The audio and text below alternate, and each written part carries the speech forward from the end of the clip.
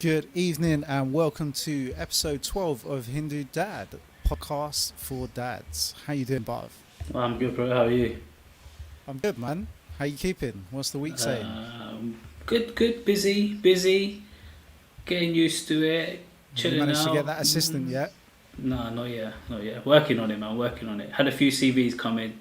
Nothing that fits the bill yet. Is it? I'm surprised you Yeah. furloughed yourself, mate. Can't. There's no such thing as that at the moment, man. Can't even get a yeah. No way. No way. Nah. How's things with you? Busy?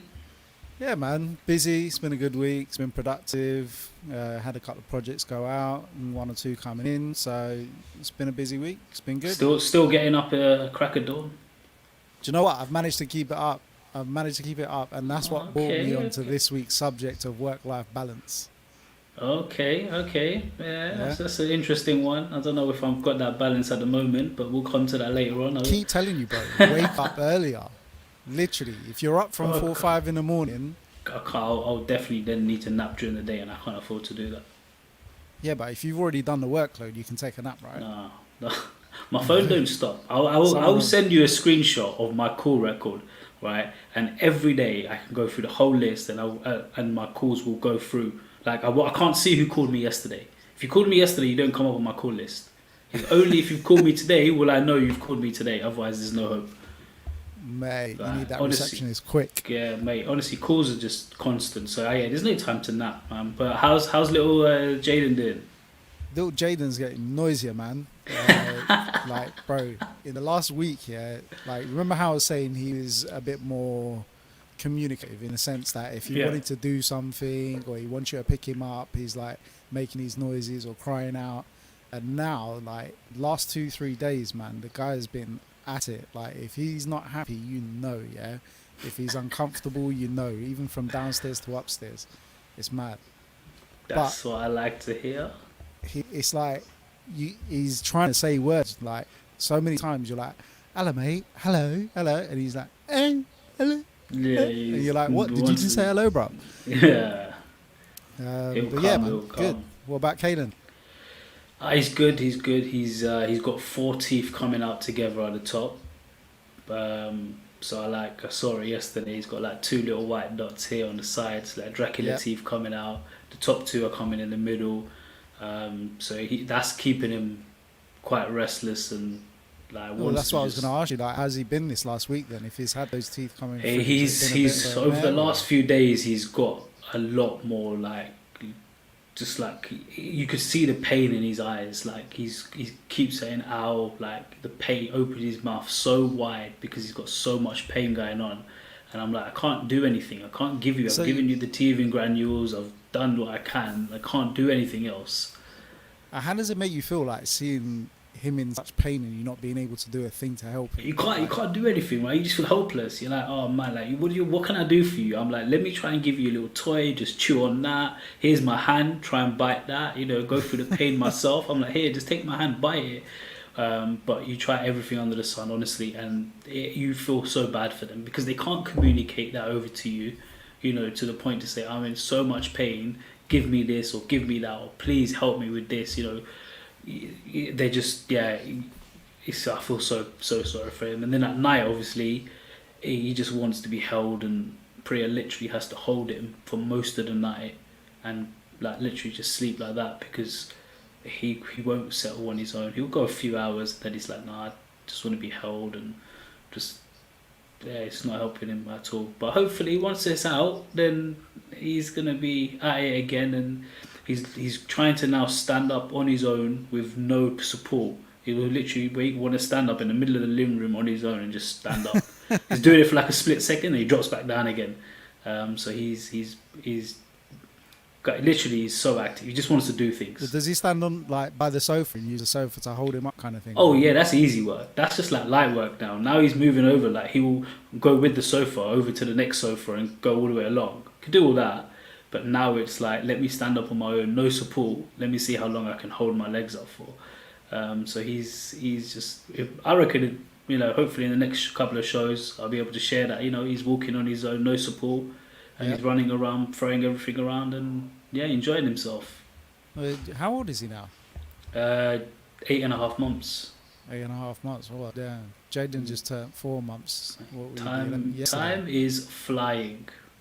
It goes so quick, man. Like, literally, we were just talking yesterday about how when we first brought him home and how tiny he was and what he looked like, and looking back through those pictures and videos, and to see him now, how much he's changed in facial features, expressions. It's mad. Hey, mate, you got so much more over the next few months to look forward to. Well, this is it, man. It's party time now, isn't it? That's it. That fun time where he was that little quiet person that stayed in one corner is Gone. gone, bruv. Gone. Literally, you put him in the cot, at night. We'll put him in the middle of the cot. Within half an hour, he's literally wriggled all the way over to like Reshma's arm. It's jokes. Oh, really? Yeah, no matter which way you put him, Oh he'll my always God. wriggle to the side of the cot where she is. Is he like, if you put him down, is he moving around on the floor and stuff? Nah, not really. Like, Okay. he's still not able to move that far, but it's literally just in his cot. He always manages to wriggle to the side. Just make the most of these times where he's not Speedy Where he's not Gonzalez that active. around. And, Yeah, man. I know, man. Because I once that happens, we can't leave Kalen for 10 seconds on his own. He's gone. Like, you can't. Like, literally, you turn around, you're like, where you gone? know, He's I know. rapid time. So yeah, don't worry, man. Keep make the most of it now. You got a few months of it, and that's it. Then he's That's gonna what I be said moving to Resh, everywhere. make the most of it now, because otherwise, as soon as he starts to walk and talk, we've had it, man. Right, that's it. Game over. He's going for the Alright. TV as well, so Is it? Yeah, Game's that's over what- for you then, cuz. that's it. He goes for the amp, change it, remote control. He knows which one's for the Virgin box. He knows which one's for the air conditioning. He knows which one's which. Alright, cool. And then he looks up at it. He's like, oh, this is it. Why isn't it changing? So Has he figured out how to put his channel on yet? he looks for YouTube. It's his favorite Is thing. it? Let me look for YouTube. Yeah, as I soon think as that's someone a takes generic it. thing between all young kids, man. Like, even my nephews, by about the age of 1.5, 2, like, the guy was literally going on my brother-in-law's phone and Yeah. finding YouTube and putting his own videos on. Yeah, I could see it happening already, man. I think he's gonna be doing it so soon. I'm like, listen, you don't need to be on these, technology vibes just yet. But yeah, it is. Let's see. Do you watch Coco Melon? Who? If you ain't heard of it, I'll send you a link, and then I'm going to Please. ask Priya how many times you sit there and sing the songs to him. Alright, cool. All right. But yeah, look, so we're talking about work-life balance this week, and I think that's a good opportunity for us to bring on our guests. This week's guest is a good friend and colleague of mine, Nathan Wogman. So let's bring him into the show. Good evening, Nathan. Hi guys, How you doing? all good, thanks. You? Yeah, good. Good. You seem a little shy. Don't worry, we'll warm you up, and before you know it, you'll be telling us stories before even thinking about what you're saying. Just asked you to say hello. Give me a second. Don't worry, when we first started this, we were both looking at the screen thinking, what are we doing? What do we say? Yeah. Yeah, watch back the first couple of episodes, and to be honest, we were looking at each other like, what do we say next? Like, are we It meant was to say Bob. this, It was or- Bob. He was like, I can't do this, bro. What you got me doing? Yeah, exactly. I was Well, you so can't- you can't- nervous. You can't kick yourself under the table either, can you? Doing the thing, being social. No. So, have to make doing. So, So, Nate, yeah, no. let's get a bit of a background. Tell us a little bit more about you and the family. So I'm Nathan, 35 years old. Been married to my wife Nicole since 2012. So I think coming up to our 8th year now. I've got 2 children, Teddy who's 5 and Harper who's 2 and 3 months. So just funny hearing your stories recounting some like very early memories. Yeah, I could see you laughing to yourself. Yeah, You've it's got just- some it's funny, stories triggered. No, it's just funny hearing other people dote in the same way that I doted around my children. Comments about, oh, you've got so much more to come from Bav to yourself, and I'm thinking, on the second, wait until they're 5 or 2, and then I'll about what you've really got to come. But This no, is the it's, calm before the storm. yeah, absolutely. But I think it's just obviously there's all these wonderful milestones, and it's fantastic to watch all these little milestones grow and grow and grow, and watch these little explorers tackle the whole world. It is amazing, and I think it's without getting too heavy too quickly. I think certainly before I had my children, I definitely had the wrong idea as to where life values are. Yeah, I'd And 100% agree with you know, that, without a shadow when of a you doubt. talk about your child standing up for that split second and falling back down, and then eventually you're have the enjoyment of watching your children take their first steps, and then first running, and then skipping, and then scooter riding, and all this sort of stuff, and you actually, you know that is what it is all about, and those little snapshots and little moments are what it's all about. And particularly this whole lockdown and everything. I mean, actually, I saw don't know what it, like a meme or an image, or someone sent me something which was basically like, it's like two old people sitting on a couch at the end of their life, just sort of saying that look after all the little things, because at the end of it, you realise those are the big things. Yeah. So, Yeah, like I say, without getting too heavy about it, it's just amazing, because that is truly what it is all about, and where I think most people get truly fulfilled in life. yeah, No, man, definitely. I think on that point, we talk about this and we've spoken about it on previous shows over the last few weeks. Being in this lockdown, the only kind of positive to come out, especially for myself, because Jay was been predominantly working remotely, for a while, is the fact that I can actually spend that time with my son, see him do these little small things, and be in that same household. Because if I was out in the office, by the time I come home, I'd see him for like half an hour before it's time to go bed. Yeah, So correct. that's all helped out, and I've seen all these things happen, and I've been there for those moments, and that's probably the Yeah, only positive to come out of this whole pandemic over the last 12 months. So yeah, that's the only thing I am grateful for. But it's true, those small little things, you'll remember those forever. They'll stay with you forever, and they actually make your day when you see them happen. It's just the amusement we get out of it sometimes. I'm like, how do you know at that age, at 8 months, how do you even know that that's what you need to be doing, or that's what you need? What's going through your yeah, mind? Honestly, I'm so amazed by the things that these kids can do now. yeah, Well, I mean, absolutely. saying that, like, you would, when you had your kids, you would have been at a point where obviously you're not in lockdown, so you wasn't always working from home. You might have had the flexibility, but you were still traveling into an office, right? Yeah, I mean, I didn't have flexibility, whether that was, when I truly didn't realize I had the flexibility, which actually I do as a human being who's sort of working for themselves. And, again, it's kind of like, yeah, yeah, yes. It was almost a race to get out of the house in the morning so that I could sort of see how early am I the first one into the office. That's not because of a competition through other people, but because I was so work orientated, and the commute and the rat run to get into the office, and to avoid the 5 minute queue at Starbucks, because 5 minute, and it's like, it's almost laughable now, but it is actually laughable when I think about it now. The Yeah, I actually lost my train of thought. I'm thinking about how ridiculous that whole process is. I suppose it's just like, it has made It's like me an epiphany. realise that in like, yeah, truly an epiphany, a watershed moment, whatever you want to call it, that you are, and I'm privileged enough to say it, that I am my own boss and control. I've got my own. Um, the pace of life moves with as quickly as I want it to go. It's not like the other way around. That might be coming as also being sort of, you know, getting older, and I suppose wiser to, general commerce or But something like that. I don't really know, but I think it's like you say, like, once you've had children, you'll put, like, life actually falls into perspective, whereas prior to children, you don't have that aspect or outlook at all, so you can't fathom what that feels like. Do you know what I mean? no, Like, no. I suppose like it's just even like I say, back to like going to the office. I used to like make sure I read the paper diligently from front to back in the morning, because that's what makes you a proper person, and you learn more about the world. And when actually in that time now, I spend watching Coco Melon, as you mentioned before, or other generic I like did other see you kids tweet me programs at are available. that. um, but on YouTube for an hour in the morning, snuggled in my children's. Oh, then snuggled in my. That's what it's about. Yeah, man, completely agree. I completely agree, and we're fortunate to be in that position now.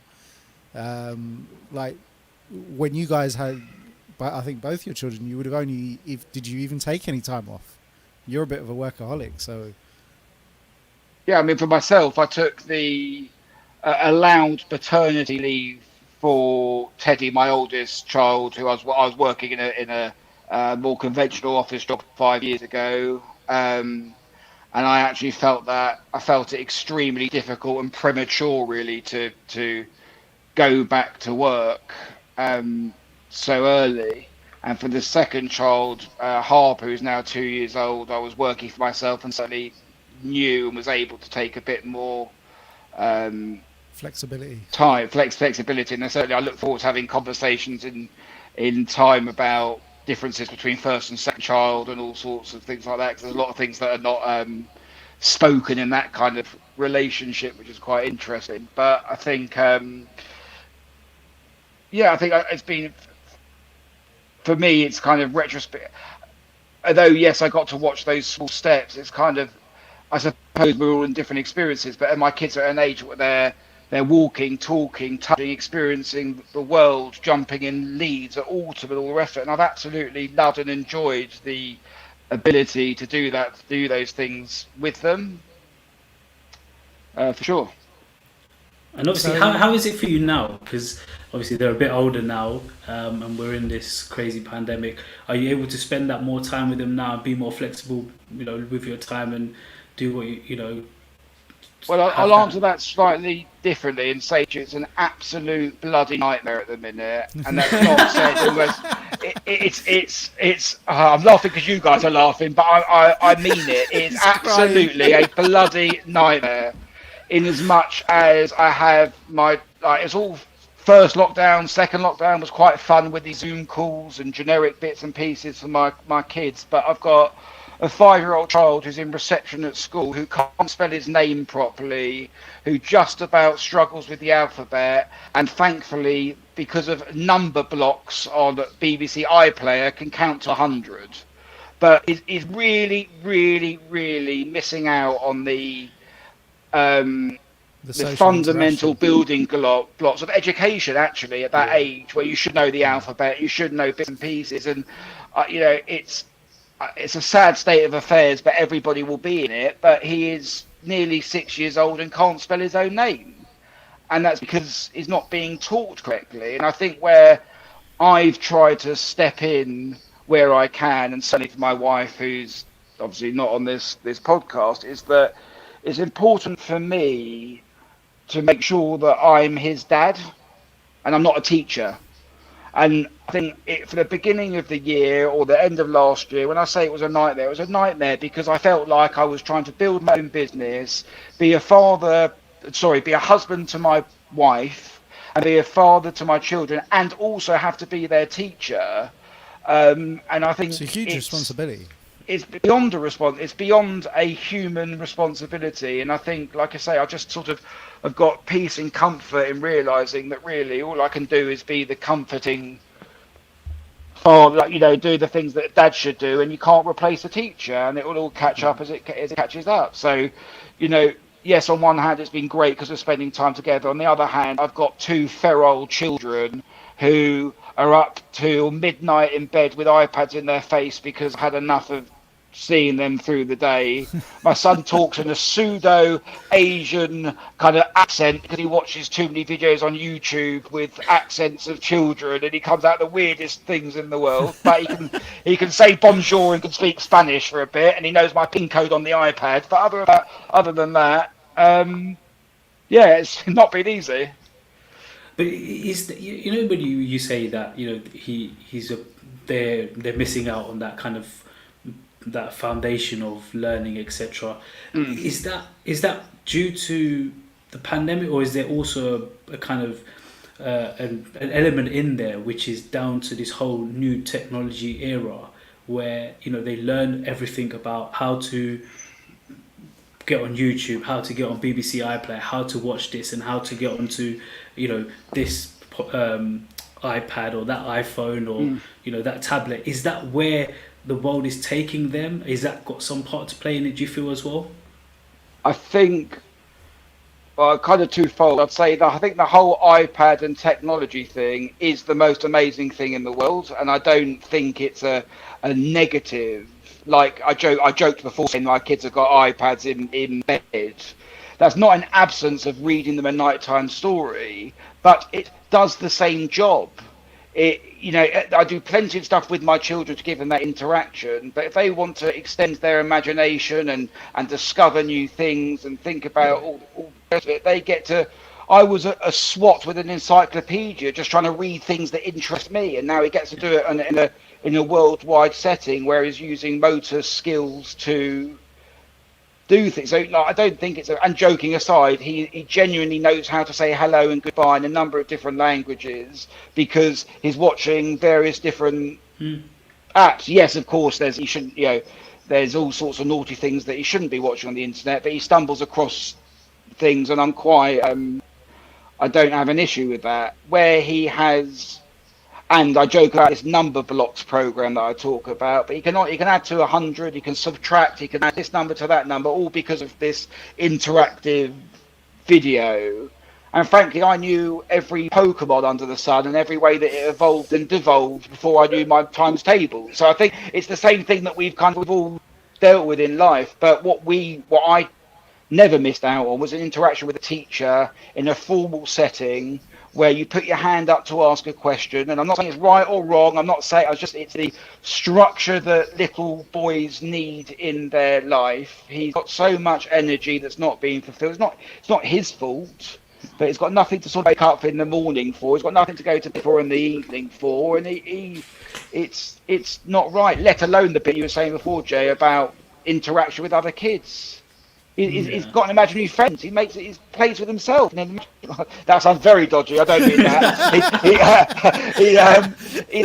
He's got an imaginary friend. He's got no one else to talk to. Yes, it's great to watch Harper and him together. But the other, without trying to hijack too much of your podcast, the other thing to consider is children of nursery age. So Harper, my young child, is still able to go to nursery, still interact in the bubble because that's considered key and formative and important that they interact. Yet I appreciate it's got to be a moment that it changes, but Teddy can't. So are they doing any Zoom calls or anything like that with classmates and their teachers, or is that too? They are, and like I say, you'll get there one day. When you have a 5-year-old boy, hopefully not. Well, yeah, that's what I say. But when you have a child who's 5 years old, the concept of them sitting down for 30 to 45 minutes when a teacher is on the other end of a Zoom call, asking them what two letters together sound like. There's only so much that you can take in. I'm terrible on Zoom calls, let alone, my son. And I must say, on a slight aside, I didn't realise how privileged I am to be able to provide my son with an iPad that he can use during the day for his Zoom calls. There are so many people that don't have access to handheld devices, that don't even have the privilege of going on a Zoom call, that are in a completely different world to Teddy. So, I'm very conscious of all of those, that's a slight aside, but I'm conscious of that just generally. I think I'm in a very privileged situation where the school that Teddy attends, which is a public school, has decided to put on Zoom calls and is entertaining people at home. Otherwise, people are just getting worksheets and asking to do it. And that's part of the other side of the whole conversation and issue, isn't it? Is that, they're expected to join in and participate on the Zoom teaching or do e-learning, but having to embrace that e-learning aspect, like you say, not everyone is fully set up to be able to do that. Like Barbara was saying last week, not everyone in my house has a computer. It's not as if we can all work from home without the additional support of the technology. But the truth of it is that. So true. I was going to say I don't give a shit, but I don't mean that. I mean, I do very much give a shit for the nourishment and growth of my child in every aspect of his life, but I can't control it. I can't be frustrated and sit there and beat myself up that I can't get him to sit there for 45 minutes and work out syllables and do words.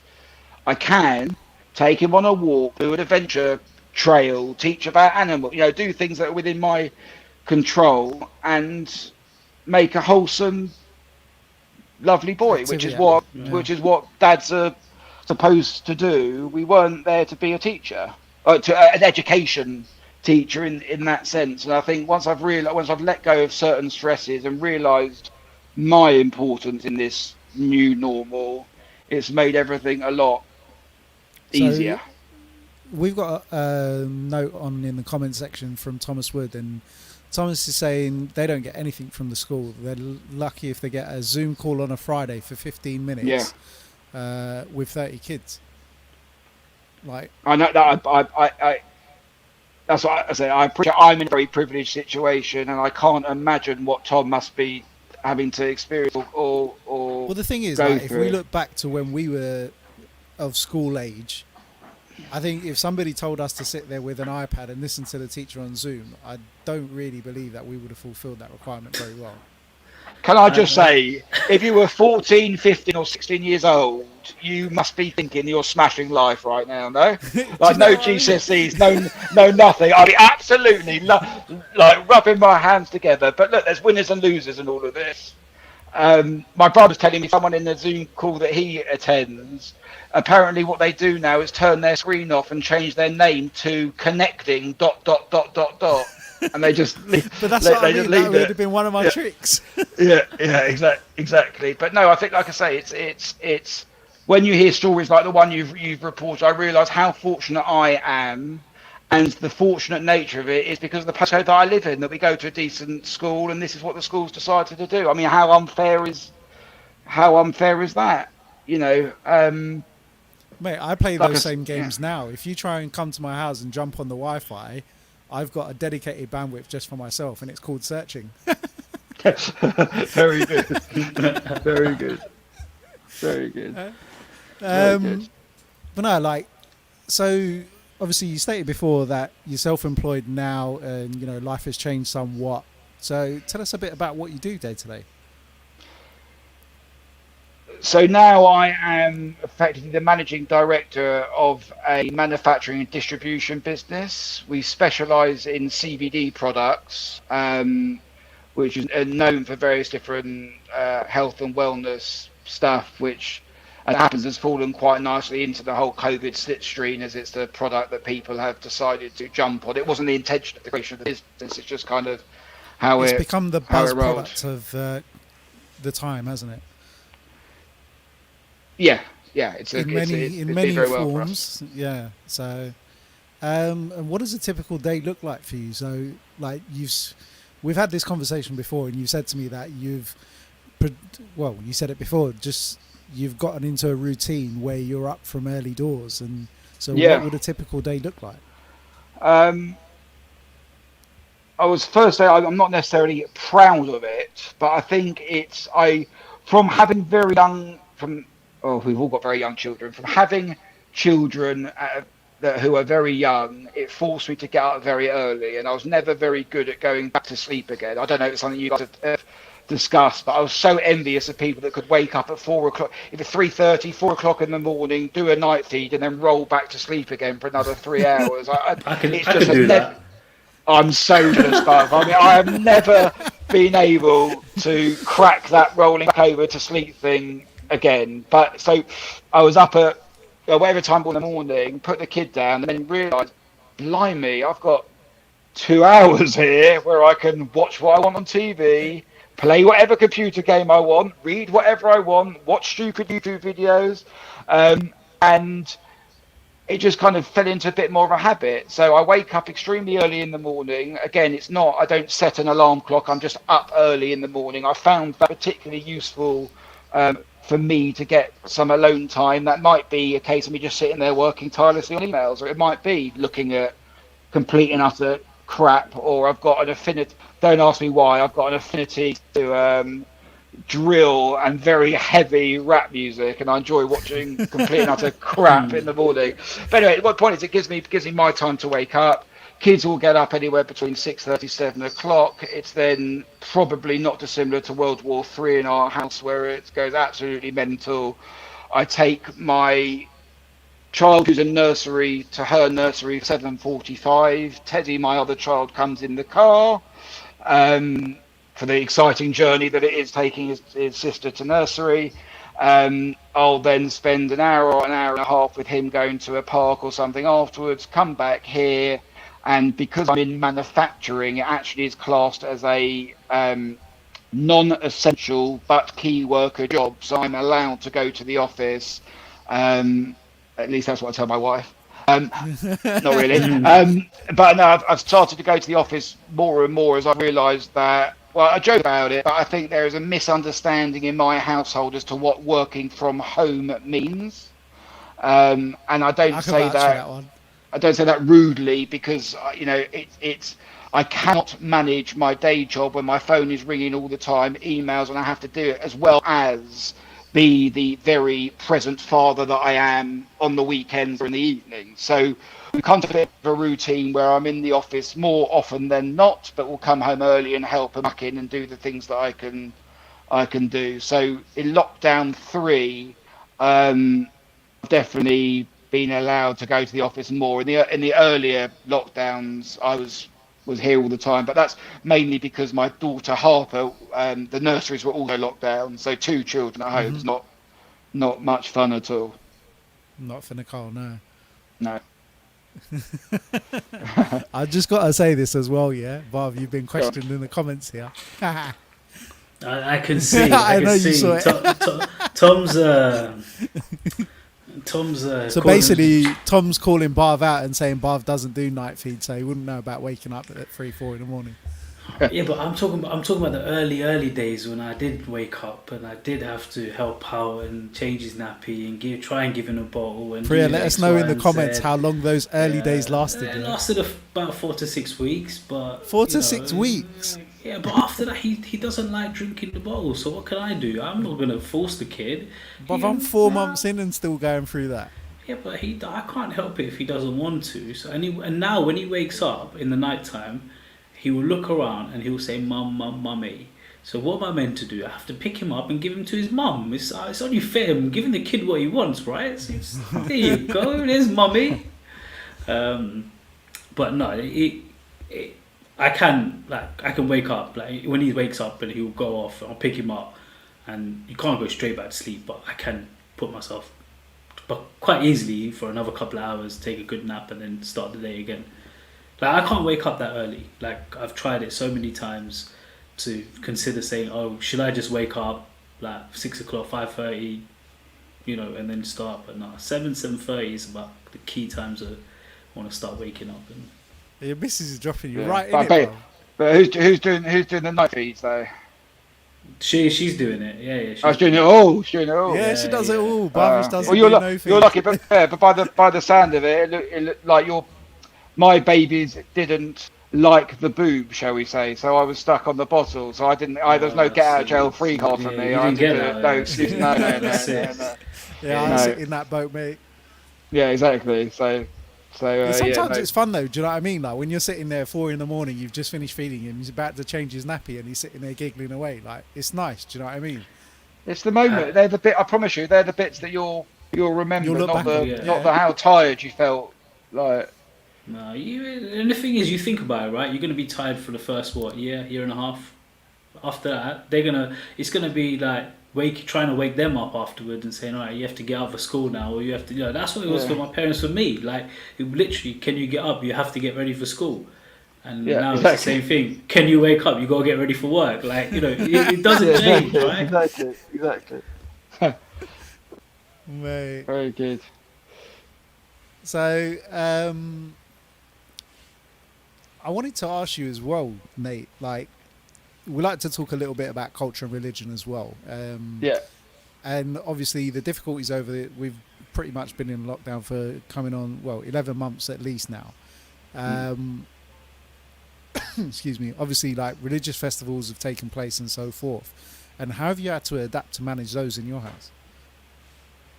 Like, say, for example, for us... Massively. Yeah. Go far away, you say. Well, I was just going to say, like, Diwali for us was rained off, like Christmas was for the rest of the UK. It was just a no-go zone. So just trying to see what you were able to do that was still part of your traditions and what you had to adapt. Well, I mean, I guess the easy way to explain it is what you traditionally do. Yeah, I mean, I'll make a sweeping statement. Not that I have an awful lot of experience in Hinduism, but to say to you that I think, from what I do understand of the cultures, they're very similar in as much as a lot of it is about family and wider community or family, whatever you want to call it. And every festival and every marker is an opportunity for the family to come together. And, you know, every festival that's celebrated, and I use that word carefully because there's also a day of atonement and fasting, things that aren't necessarily celebrated but acknowledged. And for me and my Judaism or connection to that, it's all about family. It's all about coming together on those occasions.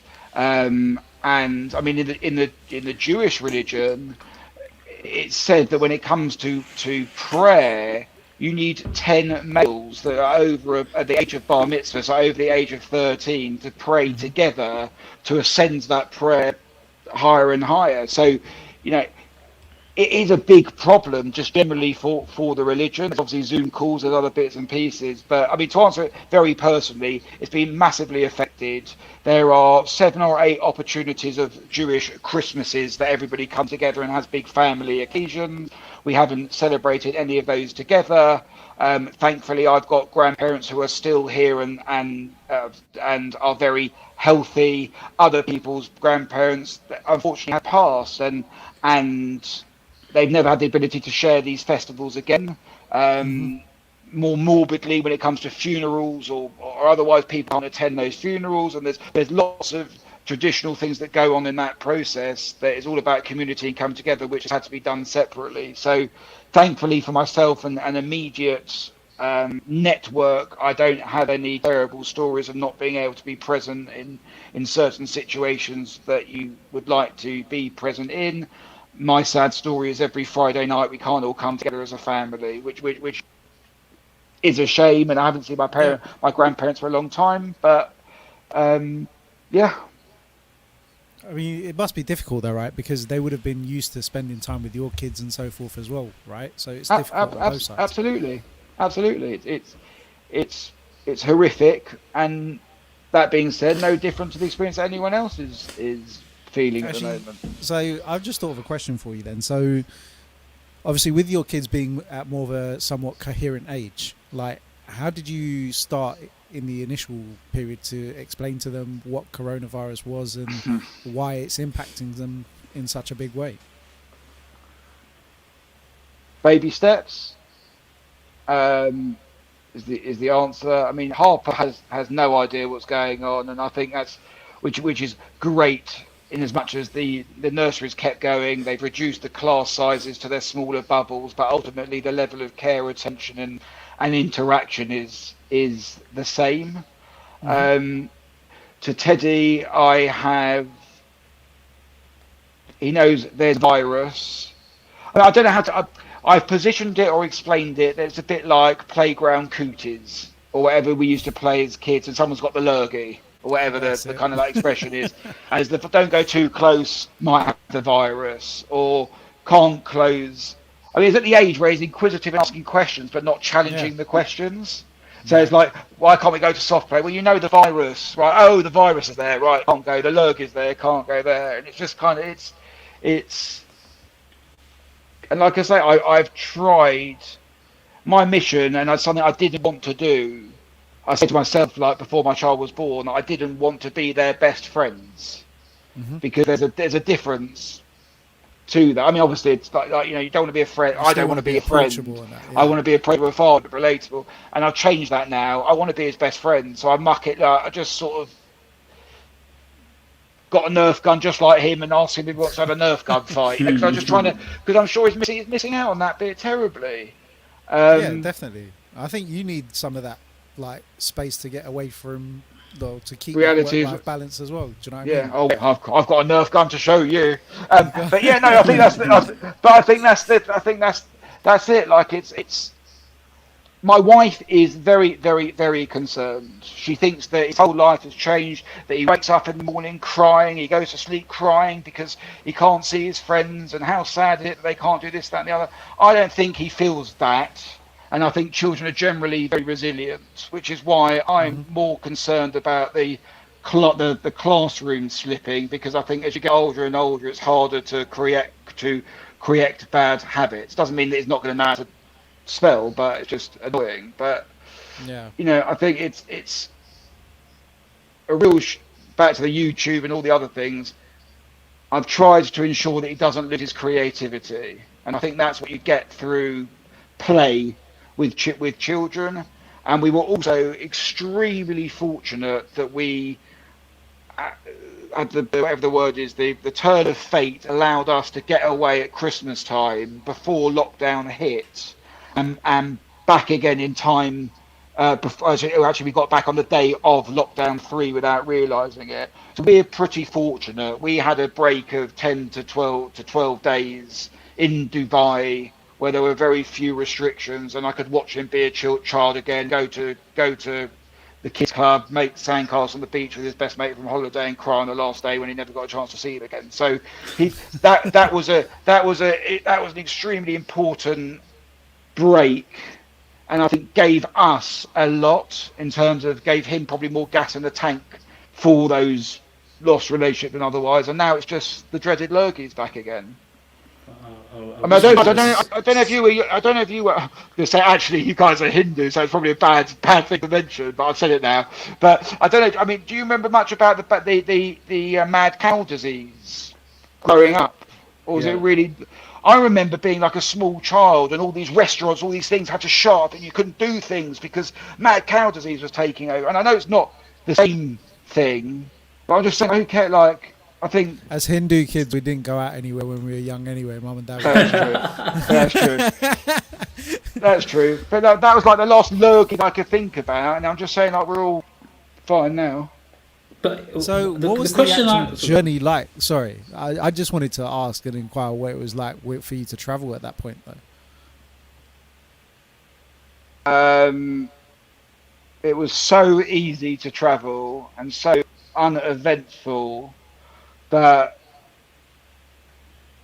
I'll do it again in a second. In direct answer to your question, it was very, very easy, and I've been sort of careful, I think, to not kind of throw it or gloat in people's faces about how much of a masterstroke that was to do. But it was. It was brilliant. You could have given us the heads up. Was going to be the same. Yeah, exactly. That's true. Like, for the next couple of years, travel's not going to be the same. Do you know what I mean? Like, no. Going on holiday is going to be a completely different experience, and that's if you're willing to take the risk. And wait until your children get older, because again, back to what we were saying before, and making those memories. There's so much you get out of going on holiday with your kids and just watching them do things, and it's very, very important for all of our mental well-being. Well, we had plans to say, the first 2 years is free to take him on holiday. Let's try and make the most of it and get a few trips in, right? That backfired so quickly, right? 8 months in, and I'm not even able to get away once. That's hurt me quite a bit. We were looking at pictures yesterday. He's just wounded himself because he normally does one or two a year. Sometimes more, but it's been 12 months, and it's probably been the longest I've not been able to get on a flight in a very, very long time, and it really does hurt me. I honestly, that's one thing that's probably affected me the most over these last 12 months, is not being able to jump on a flight, go on holiday, go to another country. Even if it's somewhere. Funnily enough, though, you were booked in it to go somewhere, and you had to cancel, right? For me, No. We got our last trip in. A year ago, literally exactly a year ago, we were in LA, and we didn't book anything because Kaylin was going to be born in May. So we thought, when we come back, once he's born, we'll book something. And obviously, didn't get a chance to. But I'm glad I got that trip in. Otherwise, I don't know. But I can still remember that trip, and I look back at it, and I'm like, I'm so glad I got away with it. What we did, we came back, and that's when it was getting really big out there and over here, and that's when people started talking about it. So we managed to get that in, and now it's just like, when can we get the next one? So as soon as it's all allowed, then I think we have to go somewhere soon. I can't. I Yeah. don't The know thing how is, long right that now, you can't even think about where to go because there's nothing really that's giving any good news. Yeah, do you know what? I'll be happy to do Dubai. I'll be happy to do anywhere in Europe, anywhere within 5-6 hours away Yeah. by flight. Up to that, I'll be happy to get away. Even if I have to stay in a villa away from everyone, I don't really care if there's not many people there. You just need to be in a different country, right? Yeah. And you'll feel that you're in a better place already straight away. Just want a bit of sun, innit? Well, No, that's we it, could do right? with This weather's not. do another podcast when it's dad's on holiday or dad's abroad, because there's all sorts of things you think about with children on That's a holidays. that's a That's a good completely shout. different one. Yeah, we'll do that's The- yeah. Like I say, the- whatever we do, knock on wood, we'll be having that conversation sooner rather than later, I guess. Let's Yeah, let's hope tell me so. about it. But I did have one comment. Look, obviously on the back of what you were saying, yes, your son is not able to be in nursery, etc., into reception and Yeah. in school, and by the time they go back, maybe Easter, maybe a bit later. But do you think when they go back to school now, is he gonna find it really difficult to kind of interact the same way with his friends again, or do you think it will just be second nature, get back into it? Whether it's playing football, running around in the playground, whatever they might be doing, will they get back to it pretty much straight away? Do you think? Yeah, I think honestly, yes, I think I think they will, and we make a point of whatever WhatsApp calls and Skypes and things like that. So it's not like they haven't seen each other, and I think that's the resilient nature of children. Really, I just there's again, you'll see it as your kids get older, and you would have experienced it yourself from what you remember as a child, but. I think it's more the Kids routine that will need be structure. disrupted, I right? was just going to say exactly. Yeah. Exactly what I was going to say. They need structure, and they need. Wouldn't quite say authority, but they need boundaries. They need true boundaries in A life that level of aren't discipline, necessarily right? given. Correct discipline. Exactly. It's all the things that parents can't really do, or whatever. Your kids don't respect you. I can scream in his mouth as much as he wants about doing this, that, and the other. I'll go and sit on the stairs, whatever. It's not the same thing as a teacher. Yeah, I can put up the phone and tell him I'm going to call his teacher and tell her, and then he's completely as good as gold. So I think it's everybody needs structure. We were saying before, like what time do you wake up in the morning, what time do you go to work, what time do you have lunch, even though you don't even discuss it, you have general metrics to structure of your day. We try and do the same with him, and he's losing that. So I think he'll gain it again very quickly, and I think all the other children will be in the same boat, but he's lost. Part of schooling is turning you into somebody that's not a baby. I don't know how to. Can't really get my words. I don't really know what to say because it's still very young. But it's like it's going to school, being in an environment out of your parents and out of your comfort zone and with different individuals makes Build you and turns structure you and into a characteristics. rounded character. So you'll always be able to kick a ball with a friend or muck around or do whatever. But is he going to be a selfish person? Not because he doesn't know how to share or not, but he's actually not had to put that into practice for quite a long time. He's got a sister, so but you know what I mean? Like there's just kind of Yep. like It's these are the those. shaping formative moments that give you the character that you are today. Yeah. No, it is. It's very difficult. But it's very hard. But the one thing is for sure is kids are very resilient to anything and everything. That's why it doesn't really I think, bother. It doesn't really bother Yeah, me. you like you hope they're say, at an age where it's quite easy for them to adapt back to well, going yeah, back that's to what I the was going to normal say. way. Yeah. You're quite Whereas if they fortunate. were a bit older, they might be in a position where they might be a bit more reserved going back into that environment again. And Yeah, be, I'd say you're probably right. If your child's 10 years old or something, and you're at the age that it's a bit shy to say hello to your cousin that you haven't seen for the last 3 months, and then you warm up again by the end of the day, that's a different thing. But no, I think is thankfully too young for any of that kind of thing. To have a long impact and knock-on effect. No. It's Yeah, mad, isn't it? You couldn't write this stuff, right? We'd have never have thought in our lifetime would we see a day where we'd be stuck and never, confined within our four walls. never, ever, ever. I mean, even when it was coming and the days before it was coming, in terms of like no lockdown or anything, but some people wearing masks because they were a bit more scared. I remember sitting here with Nicole, and we just sort of said, it's never going to happen. They're never going to be able to shut down the whole country I like agree. this. I Get your head out of your like stop watching Hollywood films. It's like, and then it just fucking happened, didn't it? Famous Well, last do you words. remember that day that we left the office just as the first lockdown was introduced? And we were like, it's definitely going to be like 3 months. Yeah, but it was like 3 weeks. They shouted, they announced 3 weeks or something, or 2 weeks, something, didn't they? No, they announced like To 3 start weeks. And it Yeah. was at that point where we decided it's going to be like 3 months. Let's go and do something productive. But it was like 3 months at that point, and then we didn't kind of resurface until June or July, did we? So It's never really got Crazy. going. Look, for our business and bricks and mortar and commerce, it's hard because it's been stop, start, stop, start, stop, start. And listen, business is in a good place it is now, and I can talk positively and have a smile on my face. But the last year has been an absolute nightmare.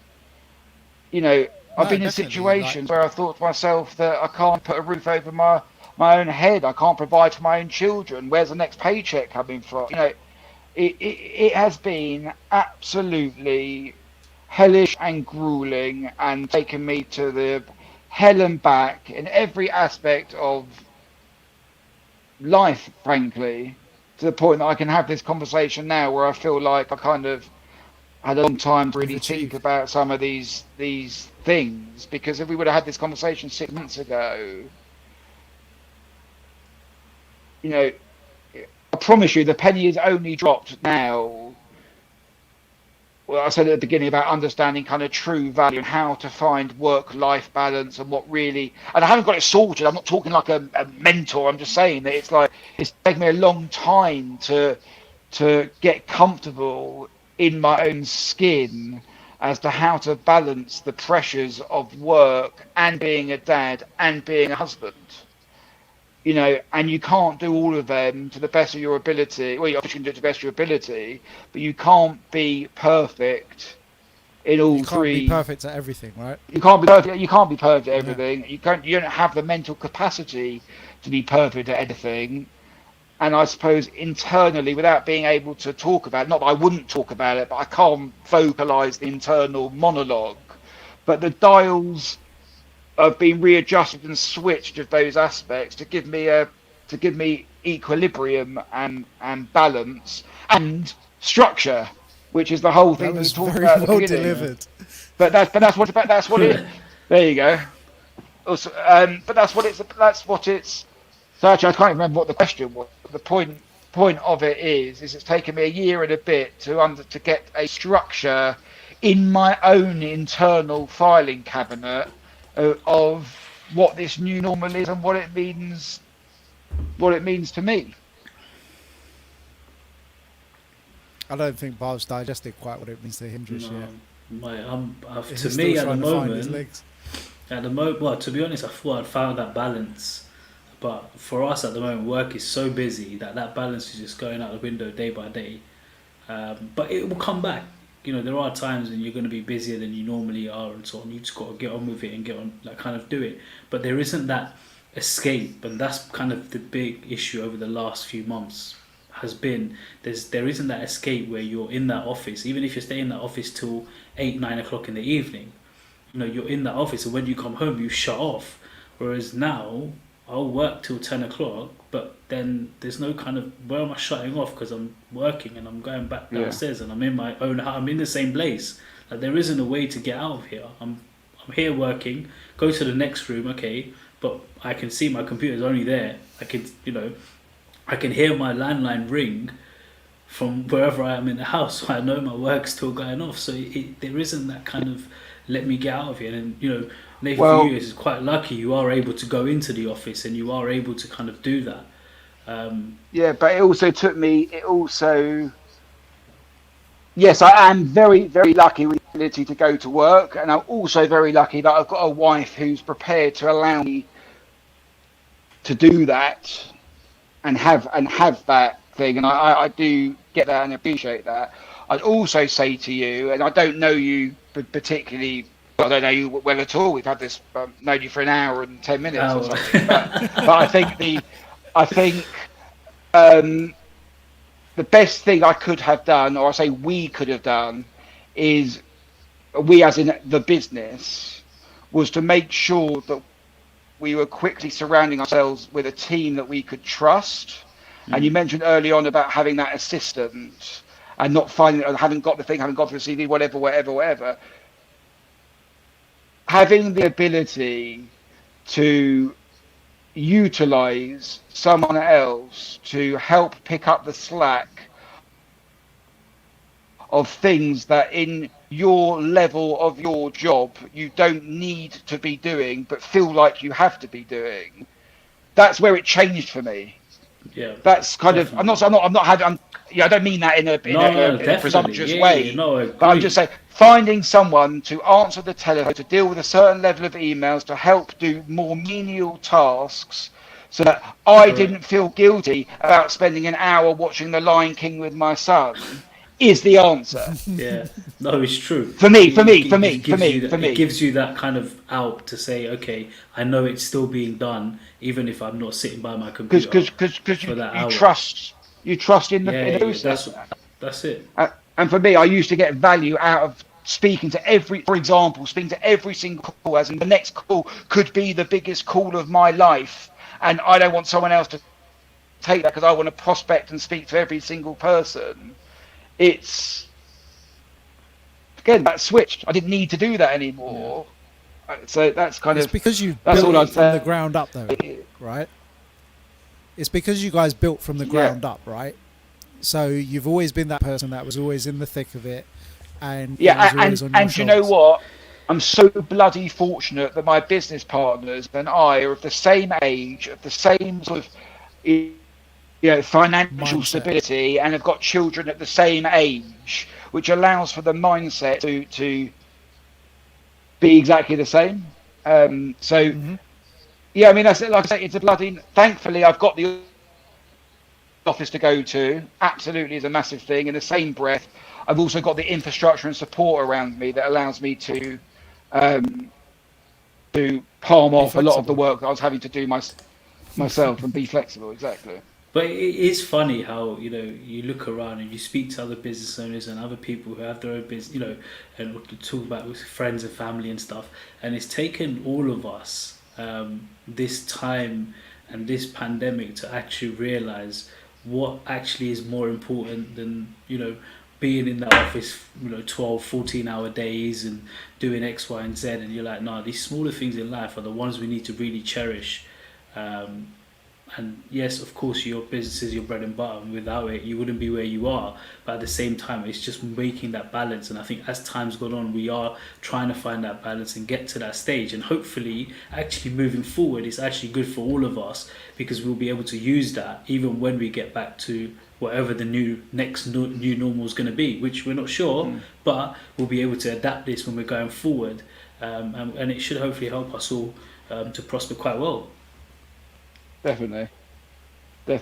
And I think, like I say, it's not realizing that you don't all need to be in an office all together all the time in a salubrious central London location. I mean, everybody has saved a minimum of 2 hours out of your 24-hour day because you're not commuting to or from work. Absolutely. Like, it's mad. It's serious money along with it as well. Absolutely. I'm working from home and the kind of Zoom culture is all perfectly acceptable now. Which a year ago I'd never meet anybody on Zoom. We joked about we used to fly to Germany for a half an hour meeting with someone, come home again. It's like that's never happening again. No. It's like, so I've known Nate for about 2 years now, right? Yeah. And when we first started working with one another, it was always, we'll come and meet you, or we'll come and meet you here, or we'll meet there. And then for the first 6 months, those meetings never happened, right? Just because we weren't like thinking forward enough to just jump on Zoom call and get it over and done with. But now, like that Zoom culture, the video conferencing culture has taken over. And I think a lot of companies have come to the realization that there's a lot of ways in which they can start to, what's the word for that I'm looking for Nate, here? Save time and money. Diversify. Essentially, that's the end goal. Yeah, there's a lot of ways in which they can save time and money, and it's a lot more rewarding for their workforce because they've got a better work-life balance. Yeah. We're employing a team in South Africa at the minute to do something on us for social media, bits and pieces like that. And we're paying them a proper amount of money. I would have never in a million years accepted that I would be utilising a workforce that are 10,000 miles away than now, yet it's just brought the world even closer together. So, you know, there's lots of negatives. I don't think there's many positives, but it certainly feels like we're living in a new world, that 2020 world, right? Like that vision of all video calls and work calls. This is it. Well, we've come to time, Nate, and I think I've only got one question left for you. And that is, if you've any tips for new fathers, or a particular tip, what would it be? Well, you know about the tip about getting out of doing the night feed, so that's the obvious one. I think. Look, I think I've mentioned it earlier, and it's just the most important quote or saying. It's not about a father. It's not about anything. And I wish someone told it to me much earlier. So I'll just say it again. Mm-hmm. Look out for the small things, because the small things are the big things. That's all. That's all I can say. I'll take that. And to be fair, like I said before, you won't realise it until you're there. And if you don't have children, it's hard to come to the realisation of what we mean. But I'll tell you, I've got a little tip actually as I'm thinking about it now. I can ask you the question again. But go on then. I recorded in my phone every milestone by date that I could think of for my child. And now that Teddy's 5 years old and he's asking back and he's saying, Dad, when was the first time that I tried chips? I know it's a stupid thing, but like, that's it. Like, when was the first time I walked? And we've got like a little a marker on his wall where we measure his height. Just record those small things, because it all helps with the tapestry of what you're building. Yeah, man, for sure. I agree with that. Trying to note everything down. Well, you know, I mean, a even quick little my video, quick little picture. You can go back to it. You know exactly what day, what time it was done, because you can see it here. I think it's probably an old-fashioned thing for saying it because you guys are so digitally new. But my father did it for me, and I've done it for my children. Kept a physical memory box, and rather than having the photos, rather than having the videos, it's physical things, actual memories and experiences and so forth. Yeah, and I just, you know, bit morbid because my dad used to keep my teeth, and like he handed back my teeth like, here's your memory box, son, and it's just like 10 milk teeth. Anyway, save that for another story. Plenty of those stories. Well, I mean, I was just going to say, like, since you've had your children in the past couple of years, it's become more predominant, but like baby management apps where you track like your baby's feeds, their like poos and wees and sleeps and all sorts, but most of those apps come with a milestones tab as well, where you can log like picture, video, like memories like that. So but you've got to subscribe for that for the next of your life. You've got to pay 99p for the rest of your term. No, completely free, man. I'll send you a link if you want it. Nah, it'll never work. It'll never take off. Hey? You say that, yeah, but being my wife, my mum and my dad, we religiously work by this app in regards to like his nappy changes, feeds, and it does give you an insight as to why he might be gassy or if he's hungry earlier on a certain day or whatever it might be. You do get to build an inclination as to why that's happening or what pattern is striking. Yeah, so, correct. It's mad, isn't it? Like you would have, when you had Teddy, like you wouldn't have even thought, oh, let me write down what time his feeds are so I know when his next one's due. Do you know what I mean? Cool. It's like, Nicole, can you remember what time he last fed? And you're like, well, do you know what? It's a bit like about an hour and a half. Yeah, about right. But you said it's a bit like what you said at the beginning of the call. You do know how they cry, and it means different things, right? Yeah. You know when they're hungry. No one else knows what you're talking about, but like you do know. You do know. It's quite amazing, all that. It is indeed. Well, I want to say thank you very much, Nate, for giving up your evening and spending this time with us. It's been Thanks for having me. I've informational. enjoyed it. No, it's been our pleasure, mate, and hopefully we'll get you back on the show again in the future. Thank you. Yeah. Cheers. Thanks a lot. I've really enjoyed it. It's the hour's gone quite quick, so yeah, thank you very much for coming on, sharing your experiences with us. It's been good fun. And yeah, let's move on to the next one. We'll get you back on, and we'll get you back on in the near future. Because now I see after the first couple of minutes you're quite comfortable now. You've got some more stories to come out with. So next one will be nice. We'll get some more stories out of you. Yeah, I feel like he's been a bit tame. Like there's still quite a lot under his belt. There's quite a lot there. You could tell. Keep you wanting more, right? Definitely. All right. Cool. Well, good guys. On that note, we are going to call the end to the show. So, Buv, we will catch up soon. And Nate, thanks very much again for your time. Cheers, mate. Cheers. Thanks a lot. Good night, Cheers, guys. Bye All bye. right, gents. Thanks very much. This is Jay and Bob at HinduDad, and Nate showing us his lampshade. And I'm here good now. night. Bye bye.